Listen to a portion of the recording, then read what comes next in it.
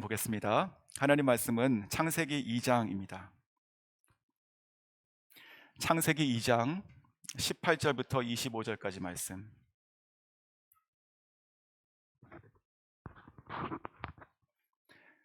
구약성경 3페이지에 있습니다.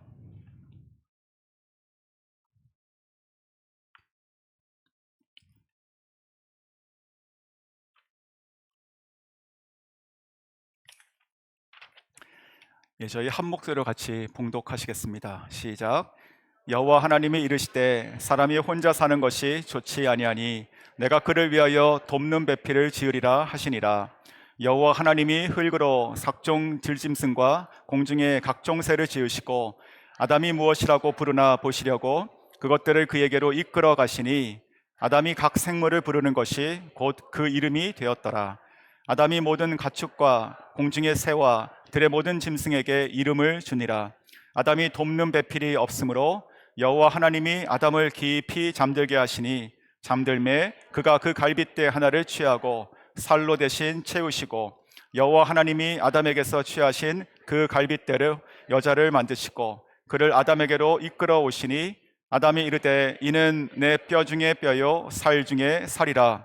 이것을 남자에게서 취하였은즉 여자라 부르리라 하니라. 이러므로 남자가 부모를 떠나 그의 아내와 합하여 둘이 한 몸을 이룰지니라. 아담과 그의 아내 두 사람이 벌거벗었으나 부끄러워하지 아니하니라. 아멘. 하나님 아버지 감사드립니다. 하나님, 죄와 허물로 죽을 수밖에 없는 저희들이 무엇이라고 창조주 하나님께서 우리를 사랑하시고 그 죄를 없이 하시고 우리를 자녀 삼기 위하여 하나밖에 없으신 아들 예수 그리스도를 이 땅에 보내시며 대신 나의 죄로 인하여 십자가에 못 박혀 돌아가게 하시고 말씀하신 대로 사흘 만에 죽은 자 가운데서 살아나게 하셔서 우리들의 죄를 멸하시고 우리에게 영원한 생명과 영원한 신분을 바꾸시며 하늘의 모든 것을 상속하고 이 땅을 살아가는 하늘에 속한 자로 살아가게 하셨습니까? 오늘도 우리 가운데 주는 이 믿음과 이 복음은 우리의 의와 노력으로 된 것이 아니라 오직 하나님의 은혜로 하늘로부터 내려진 것이니 이것을 감사하며 이 시간 우리가 주님 앞에 나와서 하나님을 예배합니다. 아버지, 우리가 주님 앞에 나와서 하나님을 예배하며 우리의 모든 간구와 소원과 여러 가지 형편과 사항들이 있지만 그러나 주님을 더욱더 송축하기를 원하고 하나님의 위대하심을 더욱더 높여드리기를 원하오니 오늘 이 예배를 통해서 우리의 마음과 생각이 다시 영광스럽고 존귀하게 변화되게 하여 주시옵소서. 우리가 주님의 전에 나오면서 우리가 하나님께 감사한 마음으로 구별하여 하나님께 예물을 드립니다. 이 예물이 쓰여지는 곳마다 오직 그리스도의 복음이 전해지게 해주시고 영혼을 살리는 데 쓰여지게 해주시고 교회가 세워지며 선교로 하나님의 나라가 확장되는 데만 쓰여지게 하여 주시옵소서. 우리 교회와 우리 성도들은 믿음으로 이것을 알고 하나님께 드리고 흘림으로 말미암아 하늘에 있는 모든 하나님의 뜻하신 이 땅을 향하신 놀라운 창고들이 우리 교회에 있는 우리 교회와 우리 성도들의 믿음의 헌신과 그 행동과 기도와 간구와 선포를 통해 가지고 이 땅 가운데 흘러가서 살리고 회복하는 데 귀하게 쓰임받는 교회와 성도가 되게 하여 주시옵소서. 어려운 중에 하나님을 사랑하며 힘을 다해서 드리는 자들에게는 하나님께서 하늘문을 여시고 그 위에 은총의 손을 대사 이 땅에서 필요한 모든 것들을 채우시고 또한 넉넉히 후히 부으셔서 하나님 그 작은 자와 약한 자가 하나님의 은혜의 산증인의 통로가 될 수 있도록 하여 주시옵소서. 이 시간도 부족한 종은 주님께서 가려주십시오. 오직 살아계신 말씀이 하나님의 음성으로 우리에게 들려서 우리 모든 성도들에게 그 가정에게 우리 자녀들에게 하나님의 말씀에 순종함으로 말미암아 이 말씀이 우리 삶을 고치고 우리 삶을 다시 회복하는 역사가 임하게 하여 주시옵소서. 감사드리고 예수 그리스도의 이름으로 기도드립니다. 아멘. 네, 오늘 말씀을 가지고 가정은 하나님의 디자인이다. 가정은 하나님의 디자인, 이런 제목으로 하나님 말씀 전하겠습니다. 작년입니다. 2025년 작년 가정 구조의 변화라고 하는 컬럼이 있었습니다. 읽어봤더니 이런 내용인데, 그 컬럼의 시작이 이런 내용으로 시작합니다. 한국 가면 서울에 가정법원이 있죠.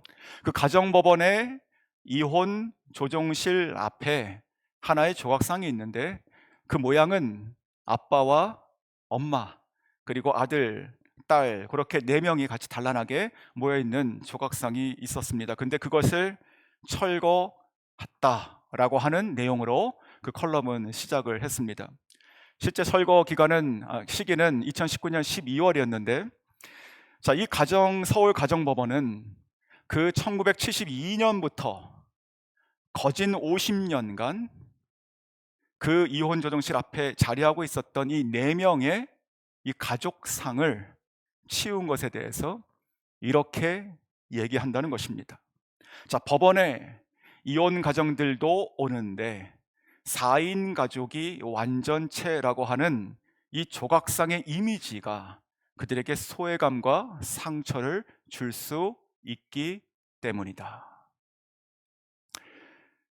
자, 지난 30년간입니다. 자, 지난 30년간, 자, 한국의 기준인데, 자, 미혼이라든지 아니면 청년들이 비혼주의도 많죠, 지금요. 결혼하지 않는 것이에요. 자, 미혼이라든지 아니면 비혼, 아니면 여러 가지 사정으로 자, 혼자 남게 되거나 살고 있는 분들, 아니면 고령으로 혼자 지내시는 분들, 자, 이런 분들을 저희가 1인 가족이라고 부르는데, 가족과 함께 하지 않는 혼자 사시는 분들이요. 자, 1인 가족이 1990년에는 약 9% 정도였습니다. 상당히 많죠. 10명 중에 거진 1명이 자, 그와 같이 혼자 지내시는 분들이었어요. 그런데 2024년입니다. 약 24년이 지나고 나서 34년이 지나고 나서 그것을 통계를 보니까 41.8%다. 자, 지금 한국 기준인데 한국에 있는 지금 2명 중에 1명에 가까운 사람들이 여러 가지 이유로 또 상황 가운데 지금 혼자 지내고 있다는 것이죠. 이것은 점점 연령이 낮아지면서 세대의 어떤 시대상으로 지금 변하고 있습니다. 그러므로 이 결혼이라고 하는 것은 점점 특별히 우리 청년들에게, 우리 젊은 세대들에게, 아니 우리 품에 있는 지금 우리들의 자녀들이 커서도 마찬가지입니다. 그들에게 있어서는 결혼이 일종의 하나의 선택지 중에 하나가 될 수도 있다는 것이지요. 제가 예전에 들은 것 중에서 참 충격적인 그런 장면을 잊을 수 없는데 제가 한번 나눴을 것 같기도 하고요. 크리스찬 앵커가 한 명 있습니다. 한국에. 한 15년 정도 저는 들었던 것 같아요. 이미 오래됐어요. 자, 이 크리스찬 앵커는 아주 단란한 가정의 그 패밀리, 그 가족에 있는 다큐를 어떤 방송에서 만들었는데 아주 집안이 아주 화목했습니다. 딸이 둘이 있었고 고등학생 둘이었고 서로 뭐 허물 없이 이렇게 허그하고 같이 밥 먹으면서 얘기하고 아주 그렇게 화목한 가정의 모습이 있다가 이 그 방송이 나가다가 나중에 이제 그 PD랑 같이 그 앵커가 앉아가지고 이야기하는 장면 중에 이런 말이 있었어요. 나는 크리스찬이고 난 교회 나가는 사람인데 우리 아이들이 나의 2딸이 참으로 행복했으면 좋겠습니다. 나중에 커가지고도 행복한 가정을 이뤘으면 좋겠습니다. 맞죠? 그러면서 이런 얘기를 하는 거예요. 내가 그래서 우리 2딸에게 내가 이렇게 조언하고 그렇게 꼭 하라고 얘기한 것이 있는데 그것이 뭐냐면 나중에 커가지고 성인이 되면 그러면 이제 좋아하고 마음에 드는 어떠한 사람이 나오잖아요. 형제가 생기잖아요. 그러면 그 형제와 함께 6개월을 살아보고 결정해라. 그렇게 얘기한답니다. 이건 무슨 그 한 사람의 이야기이긴 하겠지만 저는 굉장히 충격이었어요. 자기가 크리스찬인 것을 아주 방송에서 얘기하면서 공인이지 않습니까? 앵커니까 텔레비에 잘 나오는 분이에요. 그런데 아주 자기 딸을 위해서, 자기 딸의 행복을 위해서 그렇게 6개월을 동거를 하기를 권한다는 것이죠. 가정이라고 하는 것은 더 나아가 볼까요? 요즘에 저희가 AI를 보면서 참 어떤 생각이 드십니까? 저는 이것이 가정의 인식과 파괴에도 아마 일조할 거라고 생각이 드는데 뭐 어젠가 오늘인가 뉴스를 보니까 그런 게 있었어요. 이 AI가 점점 이제 빅데이터에서 뭔가 오고 문장을 만들어지고 그런 것이 아니고 이제 추론하기 시작합니다. 그것을 체인 오브 thought라고 얘기하는데 자, 이 추론하기 시작해요. 그러면서 뭘 하는지 아십니까? 수학 문제를 푸는데 50년 된 난제가 곧 풀릴 거라는 지금 전망입니다. 50년 동안 풀지 못하는 것을 지금 곧 풀어질 거라는 기대가 있는 거예요. 그러면서 그 기사에 무슨 내용이 있냐면 그런데 문제가 이 AI가 정말 상상할 수도 없는 그 지능을 가지고 진짜 수십 년 된 것들을 지금 막 15분 만에 풀고 있는데 그 설명을 사람이 이해하지 못하면 어떡할까 이런 얘기를 하는 겁니다. 그러면서 이 설명을 이해하지 못하면 여러 가지 문제가 있을 수 있죠. 이게 틀리고 맞고를 분간하지 못하면 잘못된 거잖아요. 그래가지고 이 AI를 검색할 수 있는 이 논리적인 구조를 다시 점검할 수 있는 다른 툴을 만들어가지고 같이 돌리고 있답니다. 여러분 저는 이걸 보면서 무슨 생각이 들었냐면 오늘 아침에 오늘 이 설교와 연관해가지고 야 어느 순간에는 자기 배우자를 AI로 두겠구나 이런 생각이 드는 거예요. 여러분 지금 웃으시죠? 그렇죠? 황당하죠? 근데 생각할 수 있는 것은 일어납니다. 생각하지 못하는 게 황당한 거죠. 그냥 그럴 수도 있겠네. 뭐 AI 목회자 뭐 당연히 나온 것이고, 나의 마음을 사람에게 털어놓지 않아도 나를 위해서 내가 원하는 대로 내가 선택한 옵션에 따라 가지고 나를 위해서 얼마나 좋은 얘기 해줄 수 있어요. 위로받을 수 있잖아요. 그러니까 이 가정이라고 하는 것이 점점 살아가다 보면 정말로 우리 아이들이 커가지고, 작은 아이들이요, 진짜로 이렇게 사랑 가운데 믿음 가운데 키웠는데 나중에 완전히 다른 세계에서 살 수가 있는 거예요. 그들의 가치관과 이 인식이라는 게 다른 세계에 살 수 있는 것이죠. 가정이라고 하는 것은 이와 같이 정말로 우리가 시대를 따라서 계속 세상의 어떠한 풍조라든지 철학이라든지 과학기술의 발전이라든지 아니면 그런 시류에 따라 가지고 계속 변화될 수 있는 것, 즉 이 변화 자체는 불가피하다고 생각이 듭니다. 불가피하다. 자, 하지만 성도 여러분, 저희는 세상에서 버텨내는 자, 세상에서 이렇게 흘러가는 자가 아니고 세상을 믿음으로 살아가는 자들이죠. 맞으십니까? 자, 우리가 이 세상은 앞으로 동에서 서가 먼 것처럼 이렇게 갑자기 변하고 너무 변할 수가 있어요. 그러나 하나님의 말씀은 조금의 미동도 없습니다. 하나님 말씀은 조금의 미동도 없는 거예요. 세상이 누가 뭐라고 얘기하고 세상이 어떻게 반쪽이 난다 하더라도 하나님 말씀은 조금의 미동도 변화도 없다. 자, 오늘 이 시간을 통해 가지고, 특별히 이번 한 달 통해 가지고 우리가 그러한 믿음과 전제를 가지고, 하나님 말씀은 영원불변하시며 온전하시며 진리시고 완전하시다 라는 믿음을 가지고 가정에 대한 이야기를 이제 이번 한 달 동안 해보겠다는 것입니다. 자, 그래서 오늘 첫 번째 시간으로 말씀은 가정에 대해서 어떻게 말씀하시는가, 자, 함께 살펴보고, 우리는 또 우리 자녀들 향해서 얘기할 때 우리가 세상의 변화와 시류 이런 따위로 살아갈 것이 아니고 하나님 말씀에 근거해서 가정의 기초를 생각하고 또 회복할 수 있기를 주의 이름으로 축원합니다. 첫 번째는, 가정은 하나님이 직접 디자인하신 최초의 공동체이다. 가정은 하나님께서 직접 디자인하신 최초의 공동체이다.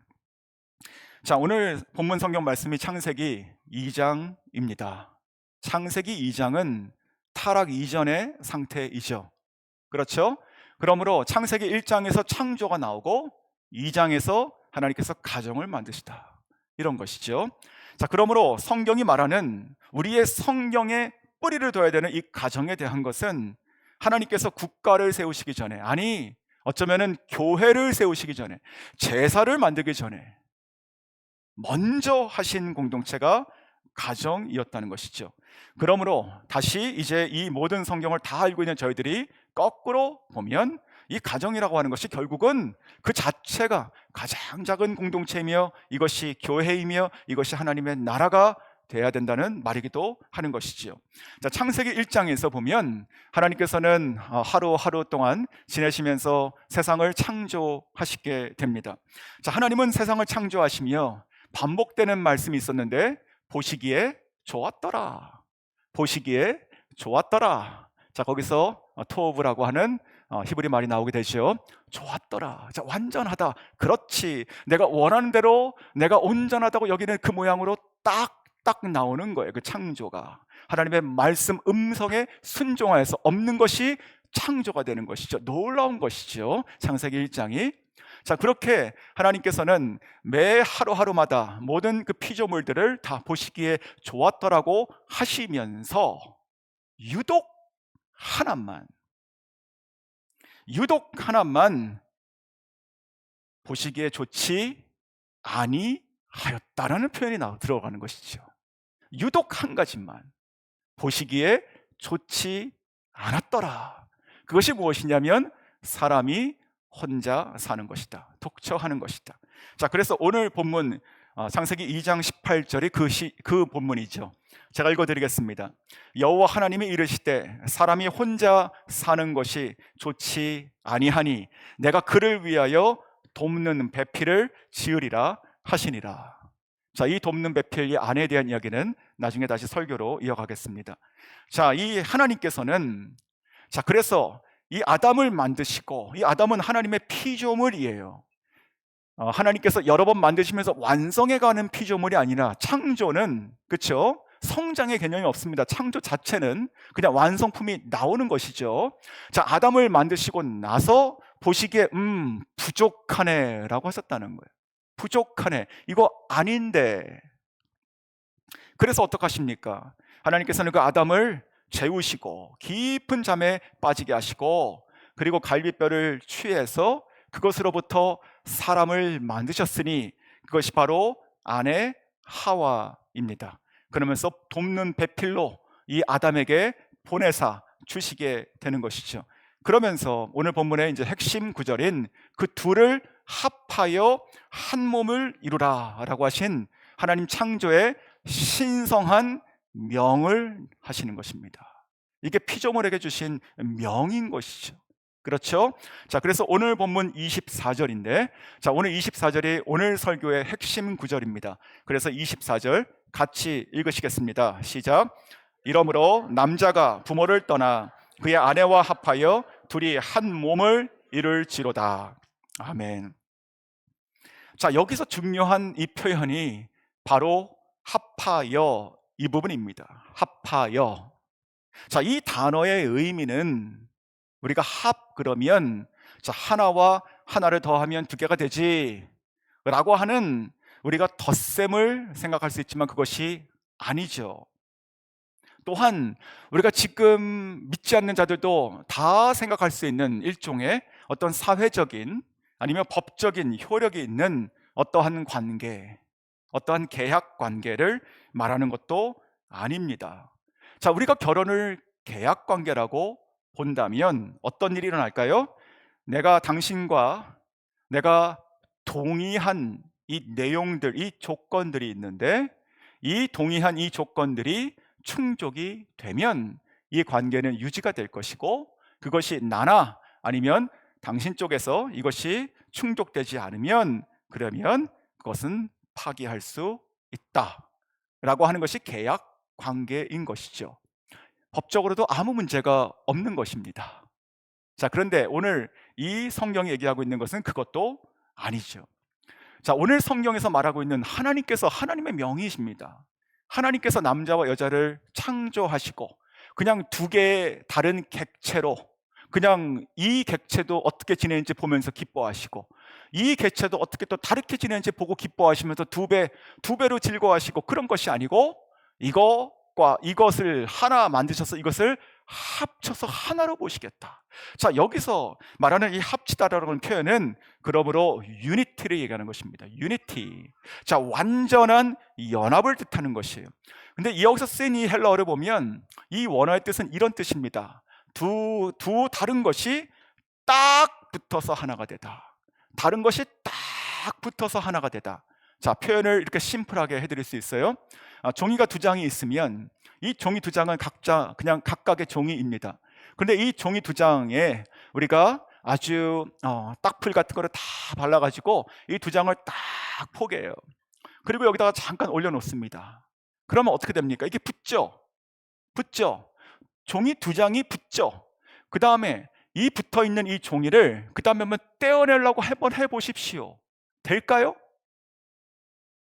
안 됩니다. 이것이 온전하게 이 이전에 있던 한 개와 한 개로 떼어지지가 않고 찢어지거나 상하거나 한쪽이 몰아가거나 이렇게 깨지게 됩니다.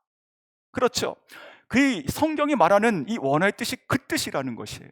그러니까 이 남자와 이 여자를 만드시고, 그리고 이 부족하고 서로 도와서 충족된 이 관계를 하나님께서 창조하셨기 때문에 이 가정을 통해 가지고 유니티를 이루는 것인데, 이것은 계약 관계도 아니고 한 사람과 한 사람과 더해지는 덧셈도 아니라는 것입니다.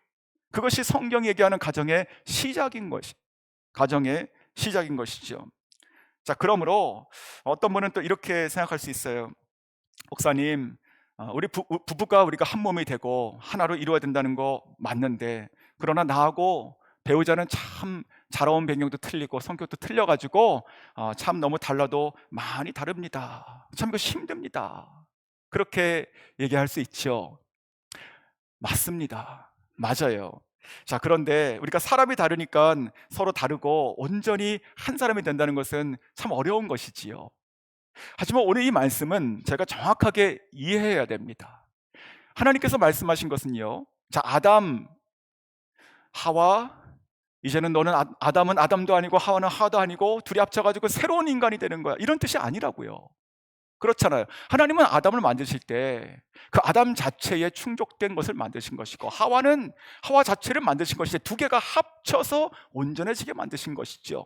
그러므로 아담은 아담으로 살아가는 것이고 하와는 하와로 살아가지만 둘이 함께 연합돼 가지고 하나가 된다는 뜻입니다.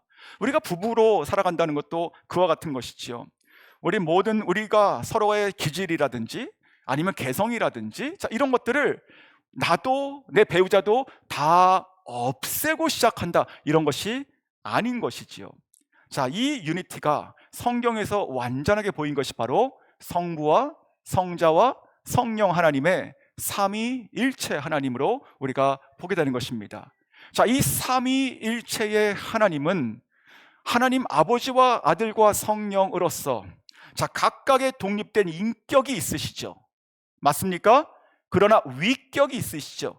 그래가지고 제1격, 2격, 3격 그러면서 그 완전한 하나님이신 각자의 독립된 인격을 가지고 있어서 우리가 영어로 person이라고 부르는 것이고, 그러나 이것이 위격이 있어서 서로가 함께 존중하고 합쳐지면서 서로를 충족하면서 하나가 되는 관계, 그것이 바로 삼위일체의 하나님의 신비인 것이죠.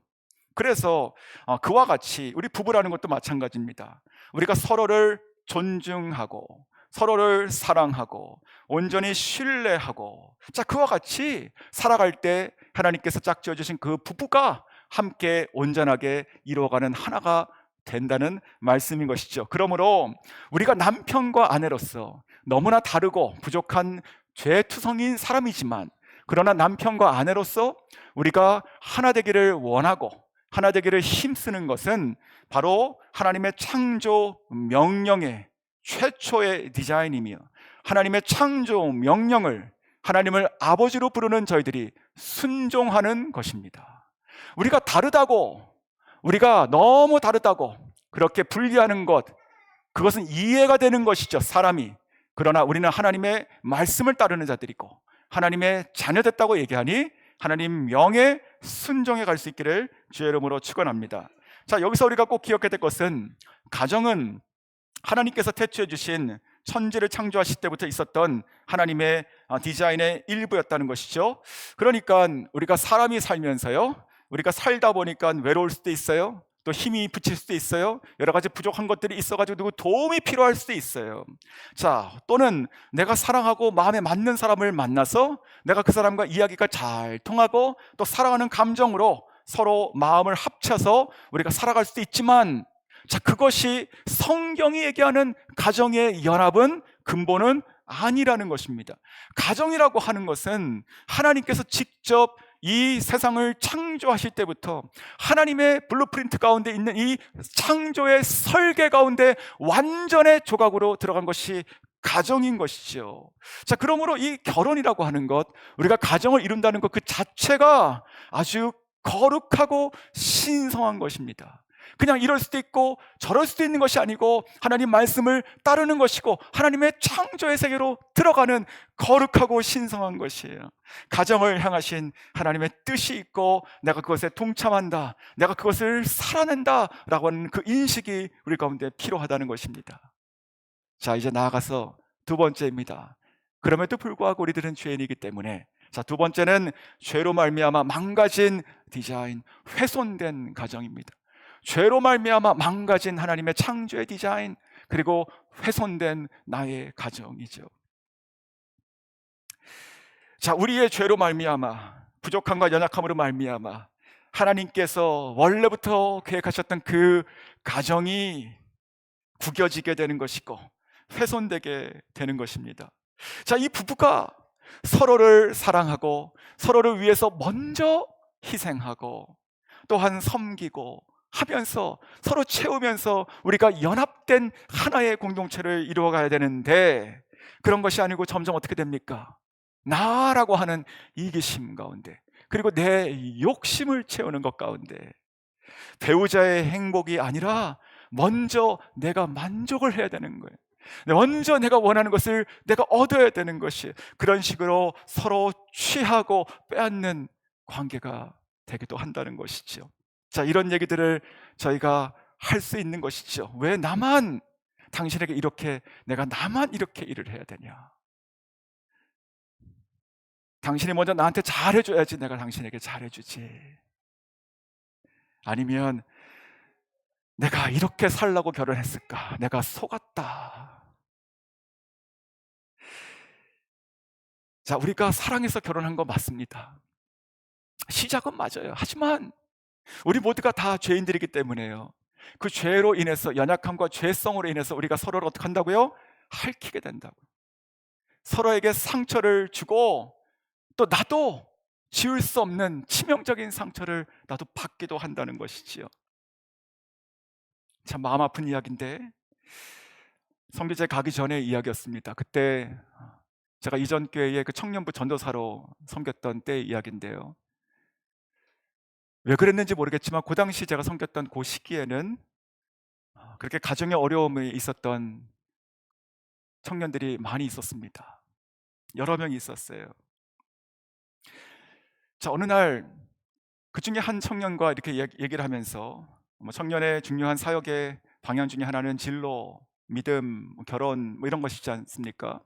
그래서 그때 그런 얘기를 나눴던 때였습니다. 누구야, 너는 나중에 결혼하면 어떤 가정을 꾸미고 싶니? 자, 그렇게 물어봤어요. 물어볼 수 있죠. 근데 그때 그 청년이요, 20대 초반의 그 형제였는데 아무 대답을 하지 않고 가만히 무표정하게 그냥 있는 거예요. 저는 그럴 거라고 생각하지 못했거든요. 그래서 다시 물어봤습니다. 아니, 나중에 내가 가정을 이룬다고 하고 행복한 가정을 내가 이룬다고 치면 어떤 이미지를 가지고 있는데 뭐가 떠오르니? 이렇게 생각했어요. 이렇게 물어봤어요. 그제서야 그 청년이 저한테 대답했습니다. 전도사님, 저는 지금껏 단 한 번도 행복한 가정에 대해서 생각해 본 적이 없습니다. 그리고 앞으로도 나는 생각하고도 싶지가 않습니다. 그 청년의 그 대답을 들으면서 저한테는 충격이었고, 그 표정을 보면서 마음이 너무 아팠습니다. 자, 우리 모두가 정도는 다르지만 우리도 살아가면서 우리 가정 가운데는 그런 아픔들이 있어요. 배우자 간에, 또 부모와 자식 간에, 형제 간에 그런 아픔들을 가지고 살아갑니다. 그러면 어쩔 수 없는 것일까요? 아니면 어떻게 해야 될까요? 자, 이렇게 훼손된 가정을 우리는 어떻게 하면 다시 하나님께서 디자인하신 대로 그 원형의 가정으로 우리가 다시 회복하도록 우리가 나아갈 수 있을까요? 저는 묵상하며 두 가지가 중요하다고 생각이 들었습니다. 먼저는 이 가정은, 그리고 우리의 배우자와 우리 자녀들, 우리 구성원들이요, 이 가정은 하나님께서 나에게 허락하신 축복이고 선물인 것을 우리가 꼭 알아야 됩니다. 그게 어떠한 가정이건 그 누구건 하나님께서 나에게 허락하신 축복이며 그리고 선물이다. 자, 이렇게 말하는 이유가 있어요. 왜냐하면 우리가 사랑하는 사람과 결혼해가지고 살지만 살아가다 보면 그 배우자랑 계속 맞기도 하고 맞지 않는 그 배우자랑 살아가는 것도 힘든 것이고, 또 자녀를 키웠을 때 그 기쁘죠. 생명을 보고. 그러나 그 아이를 키워가면서 많은 또 어려움들이 있습니다. 또한 우리 부모님들이 점점 연로해지시면서 가까이 계시고 떨어져 계시면서 마음과 그리고 실제적으로 또한 섬기면서 버거울 수도 있어요. 자, 그런 것들 우리의 일상에 나타나는, 피할 수 없는 것이기도 하기 때문에 그런 것이죠. 그러니 어쩔 수 없고 이것이 인생이지, 나만 그런가 라고 하고 지나갈 수 있다는 것입니다. 하지만 그렇지 않다는 것이, 우리가 가정을 다시 회복한다는 것은요, 그러한 세상과 나의 형편에 그냥 나를 묻어두는 것이 아니잖아요. 하나님께서 말씀하시는 원형으로 바라보고 나아가야 되는 거예요. 가정이라는 것 자체는 하나님께서 우리에게 짐을 주신 것이 아니고 하나님께서 우리에게 좋은 것으로 완전하게 주신 축복이고 선물이라는 것이죠. 사실 우리들의 대부분의 기도 제목들을 보면 그렇게 가족에 대한 기도 제목도 많이 있으십니다. 아픈 자녀를 둔 부모님은 그것이 너무나 힘들어 하시기도 하고, 또 밖에서는 별 문제가 없는 그런 부부인데 깊은 곳에 들어가서 상담할 때 사실 내가 가정에 들어가면, 집에 들어가면 나의 배우자하고는 말을 한마디도 안 합니다. 그런 분도 계셨습니다. 자, 얼마나 이것이 아픈 것이에요. 차라리 내가 그냥 혼자 사는 게 그냥 편할 것 같아요. 그렇게 얘기하는 경우도 있는 것이잖아요. 자, 이 모든 것이 참 아픈 현실인데, 그럼에도 불구하고 하나님께서 이 가정을 우리에게 주신 것은 선물이고 축복이다. 나의 형편과 나의 지금 이 모습이 아니라 하나님께서 주신, 하나님께서 만드신 그 창조의 축복이고 선물이다. 자, 그래서 이 하나님께서 이 하나님의 가정을 향한 그 원형의 그 디자인 있잖아요. 그 창세기에 있는 그 심히 좋으신 그 모습 있잖아요. 자, 그것이 지금 이 하나님과 하나님의 이 사랑과 연합함으로 우리가 실제적으로 나의 현실의 가정에서 나의 배우자와 나의 자녀들 가운데 살아가면서 이 축복이 선포가 되어야 되는 것이고, 이 축복이 이루어지는 장이 되어야 되는 것입니다. 신앙생활이라는 것이요, 저 바깥에 있는 것이 아니라고요. 우리가 결혼할 때 아마 많은 분들이 그런 문구를 쓰셨을 것이에요. 우리가 서약할 때, 결혼 서약할 때, 기쁠 때나 슬플 때나, 건강할 때나 병들었을 때나 사랑하고 함께 하시겠습니까? 네, 대답합니다. 더 크게 하세요. 네, 대답합니다. 자, 근데 이 서약 가운데 무엇이 있는 거예요? 우리가 살아가면서 다 아시잖아요. 정말로 그대로입니다. 기쁠 때가 있고 슬플 때도 얼마나 많아요. 건강하고 젊어서 건강할 때가 있는 반면에 갑자기 찾아오는 건강의 문제들, 점점 나이가 들면서 연약해지는 나의 모습 보면서 미약할 때가 있는 것입니다. 그러할 때도 우리가 사랑하고 함께 하겠는가? 우리가 다 서약했다는 것이죠. 그러므로 나 때문에 힘들어할 때도 있고요, 우리 자신이, 또한 우리가 같이 살아가다 보면 상대방 때문에 힘들 때도 있습니다. 아니면 우리 서로의 문제는 사실 별로 문제가 없는데 살아가는 지금 이 시대와 환경 가운데 이 바깥에서 들어오는 이 문제가 너무 쓰나미처럼 파도처럼 가정으로 들어올 때가 있어요. 그러할 때도 우리가 어떻게 해야 됩니까? 우리가 꼭 기억해야 됩니다. 가정은 하나님께서 직접 디자인하신 축복이요 선물이다. 내가 지금 어떤 형편에 있는지, 나의 남편과 아내가, 나의 자녀들이 지금 어떤 상황이 있는지 관계없이 그 위에 믿음의 선포를 덮으셔야 된다고요. 가정은 하나님께서 나에게 주신 축복이며 그리고 선물이다. 가정 안에서 벌어지는 여러 가지 어려움과 갈등 상황이 있습니까? 그렇다면 우리는 더 이상 도망가지 말아야 된다는 것이, 그것을 끌어안아야 돼요. 혼자 하기 힘들면 같이 끌어안아야 됩니다. 우리가 연약한 자이고 또 부족한 자이지만 서로가 서로에게 버팀목이 돼줘야 되는 것이, 막아줘야 되는 거예요. 아니면 그 밑으로 들어가서 그 발에 껴서라도 우리가 지지대가 되어줘야 되는 것이에요. 자, 우리가 이 갈등과 어려움들로 인해서 우리 자신이 깨어지고 분리되고 떨어지는 것이 아니고 하나님께 더 가까이 갈 수 있도록 우리가 힘을 써야 된다는 것이죠. 하나님의 말씀이 남편과 그리고 아내는 한 몸이 되라고 하셨잖아요. 이것은 하나님의 망고 진리의 영원하신 말씀이고 명이시잖아요. 그러니 이 말씀을 내가 아멘으로 순종해야 된다고요. 그럴 수 없을 것 같은 그러한 때 오히려 순종해야 된다고요. 이 약속을 가지고 우리가 붙들고 그 안에서 우리가 인내하며 우리가 치열하게 견디고 살아가야 되는 것입니다. 서로 성장하고 성숙할 수 있도록 우리가 기도하고 계속 힘을 실어줘야 되는 것이지요. 이러한 과정을 통해서 우리 남편도 아내도 또 자녀도 우리가 그 각자의 모습 가운데 예수 그리스도의 형상이 점점 생기는 거예요. 우리 가정도 우리의 죄와 연약함의 모습이 아니고 점점 말씀과 성령의 예수 그리스도의 모습으로 점점 변하는 것이에요. 자, 그렇게 그러한 시간들을 통해 가지고 예수 그리스도의 형상이 아름답고 온전하게 나의 배우자와 자녀와 이 가정 가운데 피어나게 될 것을 선포하시기를 원합니다. 가정 안에 성령의 열매가 맺을 것입니다.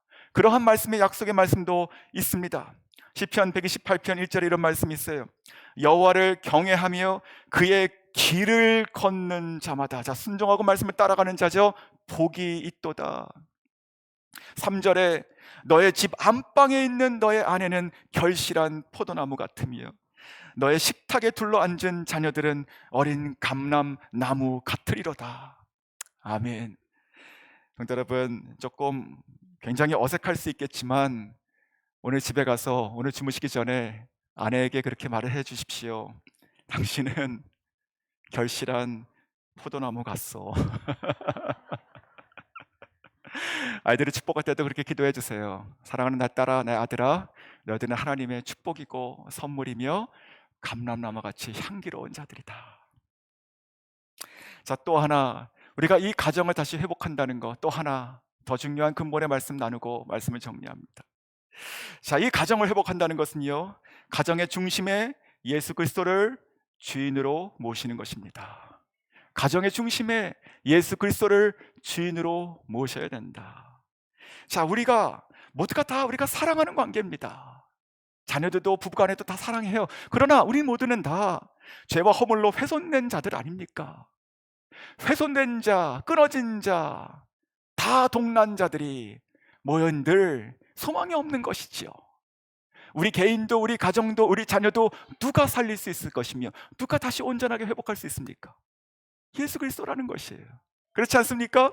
우리의 완전하신 분, 영원하신 분, 그리고 아름다우신 분, 영광스러우신 그분, 무엇보다도 가정을 창조하신 그분, 최초의 가정을 이루신 그분, 그분이 다시 우리 가정 가운데 중심의 주인 되실 때 거기로부터 나오는 다시 생명과 회복이 임하게 되는 것이지요. 여러 성도님들의 집을 가정 방문하면 이 집안의 실세가 누구구나 이걸 알게 될 때가 있어요.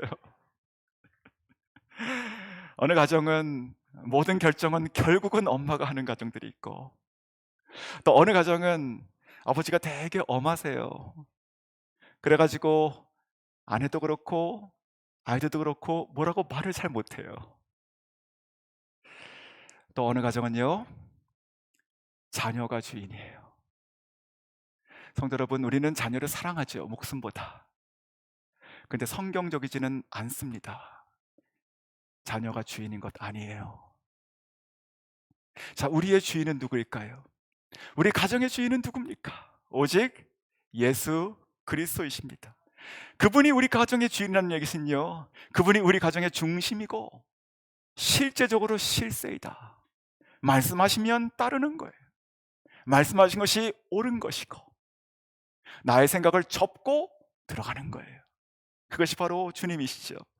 자, 우리 가정의 주인이 바로 예수 그리스도이십니다. 즉 우리의 믿음과 순종이 그 가정 안에서 주인 되신 예수님 안에서 이루어져야 된다는 것입니다. 자, 우리가 보통 신앙생활 하면 성도님들은 어떤 것이 떠오르십니까? 신앙생활이 뭐야? 라고 물어보면 우리 손주들이, 어린아이들이 그러면 이런 대답을 하실 것 같아요. 우리 신앙생활은 우리 주일날 교회 가서 예배드리고 또 헌금하고 또 기도하는 것이고 성경 보고 또 봉사하고 섬기고 이런 것이야. 성도 여러분, 이거 맞아요. 맞습니다. 중요한 신앙생활이고 근본의 신앙생활이죠. 하지만 하나님께서 말씀하신 신앙생활의 일부입니다. 일부. 우리가 교회에서 함께 예배드리고 성도들과 교제하고 나누고 봉사하고 섬기고 배우고 잘하고 하는 시간들, 기도하고 말씀 있는 시간들 다 모아보세요. 우리 인생의 몇 분의 몇 될까요? 반의 반 될까요? 그렇죠? 나머지는 어떻게 하라는 거예요? 나머지는. 자, 그 대부분의 시간을 우리가 살고 지내는 그 공간이 어딥니까? 가정이라고요. 이 가정에서 우리가 신앙생활이 확립이 되지 않으면 안 됩니다.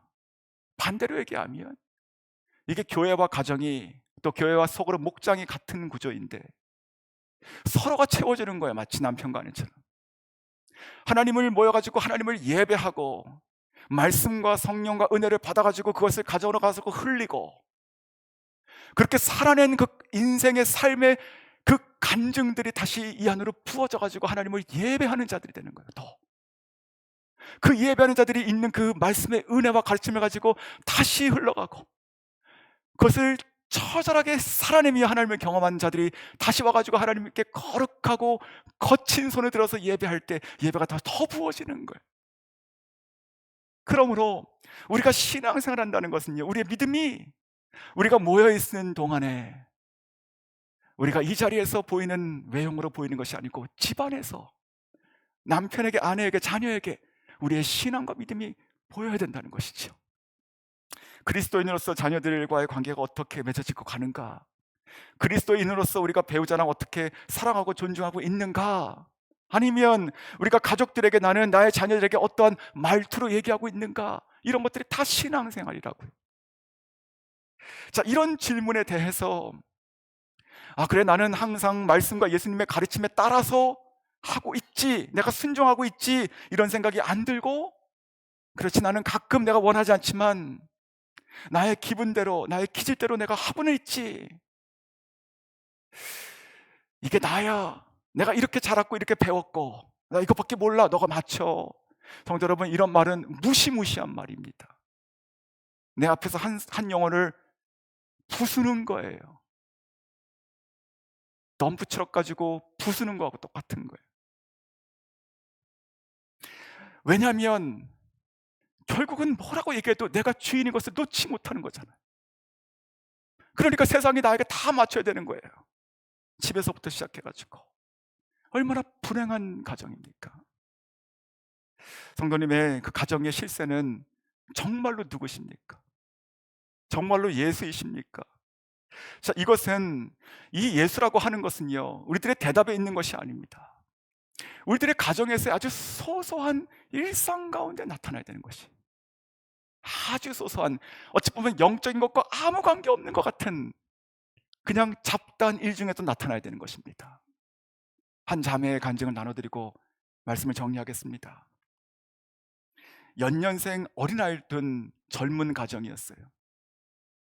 30대 초반에 남자가 그렇고요, 이 아이들은 3살, 4살 이러니까 얼마나 어려요. 자, 유학생이었어요. 그런데 이 가정의 이 경제로 인해서 풀타임으로 공부하고 또 풀타임으로 일을 해야 됐습니다. 그래서 아침부터 나가가지고 저녁까지 매일 그렇게 살았어요. 자, 이 아내는 F로서 집에 있으면서 이 아이를 키우기 시작했습니다. 아내는 집에서 이 어린아이들을 계속 돌보는 거예요. 우리가 아이를 낳으면 사랑하고 신기하고 신비롭죠. 근데 그것을 24시간 계속 있는 거예요. 자, 그러면서 마음이 지치기 시작하고 몸도 피곤하게 계속 쌓이는 것이죠. 이 두 부부는 너무나 바쁘게 지내서요, 그래가지고 일주일에 한 끼 정도 같이 먹었나, 그 시기에 그랬습니다. 거진 얼굴을 못 보고 살아간 거예요.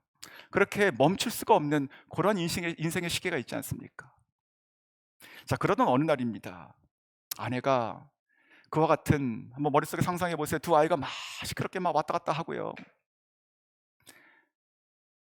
어느 더운 날 옷장을 보는데 거기에 남편의 옷이 걸려 있어요. 근데 그것이 와이셔츠인데 그것이 다 구겨져 있는 거예요.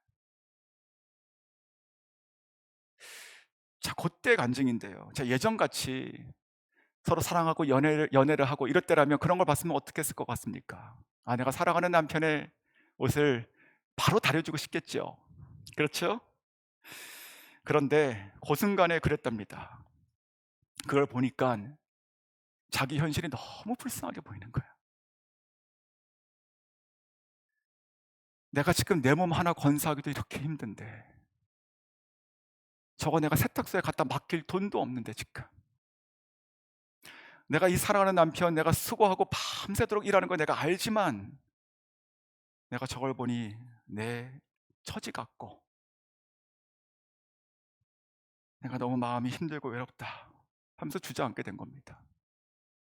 그 와이셔츠 앞에서. 그런데 그때 하나님께서요, 이 자매가 믿음의 자매였어요. 하나님께서 그 아침에 큐티 본문 말씀을 생각나게 하신 거예요. 그날 아침, 딱 그날 아침, 그게 고린도전서 13장이었습니다. 사랑은 오래 참고, 사랑은 온유하며. 자, 그 말씀이 확 떠오르더래요. 그러면서 마음 가운데 하나님의 부드러운 음성이 들리는 것 같았답니다. 누구야? 너가 지금 이 말씀대로 너의 남편의 셔츠를 다려줄 수 있겠니? 너가 이 말씀대로 너의 남편의 셔츠를 다려줄 수 있겠니? 그래서 그때 그 아내는 피곤한 몸을 일으키고 셔츠를 다려줬다는 간증이었어요. 성도 여러분, 사소한 일 같죠? 하지만 이 작은 이 믿음의 순종이요, 바로 예수님이 가정의 주인이라고 선포하는 겁니다. 예수님이 나의 삶의 주인이라는 것은요, 나의 말에 입에 있는 게 아니라고요. 교회 가가지고 멋있게 입고 단정하게 인사할 때 있는 것이 아니라고요. 그 현장 앞에서 말씀이 깨달아지는 순간 일어나가지고 그 일을 할 수 있을 때 예수님께서 나의 가정의 주인이 되시는 것입니다. 이것은 우리가 살아가면서요, 아 그래, 내가 매일 이렇게 하는 것이니까 내가 참지 뭐, 나만 조용하면 괜찮지, 집안이 편하지 라고 하는 것과 다른 겁니다. 그렇게 한다면 그것은 내 안에 있는 감정과 화를 누리게 되는 것이죠. 꼭꼭 견디고 가는 겁니다. 그러면 어떻게 됩니까? 나중에 그것이 나에게 응어리가 돼요. 성도 여러분, 여기 있는 종이 한 장이 이게 몇 그램이에요? 이게 60g, 80g 밖에 안 되는 겁니다. 더 작습니까? 이거 누가 못 듭니까? 이거 하나씩 쌓아 보십시오. 장 정도 못 들어요. 어느 순간에 무너지고 터져버리게 된다고요. 내가 주인이고 그 주인된 마음 가지고 살아가면 안 됩니다. 대신 예수님께서 우리의 가정의 주인이 되신다면 순종이 필요한 것이죠. 특별히 자녀가 있다면 자녀들에게 그것을 가르치셔야 됩니다. 같이 모여서 가정 예배 드리는 것이 그냥 형식으로 들어가는 것이 아니고 그 아이들에게 믿음의 유산을 정말로 보여주는 거예요. 우리 가정을 향하신 그 예수님의 뜻을 같이 구하는 모습을 보여주는 거예요. 아빠로서 엄마로서 엄하게 가르치고 이래야 돼 라고 마치 공장에서 찍어내듯이 아이를 만드는 것이 아니고 아빠가 엄마가 말씀 가운데 껴들어가는 거예요. 생각을 접고 그것을 보여주는 거예요. 그러면서 선포하는 것이죠. 우리 가정은 하나님께서 주신 선물이고 너희들은 하나님의 축복이야. 하나님께서 우리 가정을 만드실 때는 하나님의 놀라우신 뜻이 있어. 우리가 그것을 같이 기도하고 같이 그것을 세워갈 것이야. 그렇게 주신 말씀에 따라서 우리가 겸손하게 순종하고 나갈 때 그 가운데 진정한 사랑이 들어가게 되고 희생이 들어가게 되고 또한 헌신이 들어가게 됩니다. 그 위에 하늘로부터 부어지는 기쁨이 부어지고 그리고 하나님께서 진정한 변화를 일으키게 되시는 것이죠. 말씀을 맺겠습니다. 가정의 달을 맞이해서 오늘 말씀으로 가정에 대한 것을 우리가 고찰합니다. 첫 번째 시간이었습니다. 가정에 대한 사회적인 인식, 기준, 세상이 어떻게 바뀌든지 저희는 예수를 믿는 자들이고 성경을 따르는 자들이에요. 하나님 말씀에 온전하게 하신 그 태초의 창조 체계 안에 들어가 있는 영광스럽고 찬란스러운 하나님의 디자인, 가정, 이것을 우리가 다시 세워갈 수 있기를 원합니다. 이번 한 주간 우리 가족들이 모여서 하나님께 주신 마음을 가지고 용기 있게 서로에게 미안하다고 사과하시고 그리고 같이 하나님께서 허락하신 가정을 믿음과 사랑으로 세워가자고 함께 기도하시면 좋겠습니다. 무엇보다도 예수를 모시고 살아가시는 저 여러분 되시길 주의 이름으로 축원합니다. 시간 기도하겠습니다.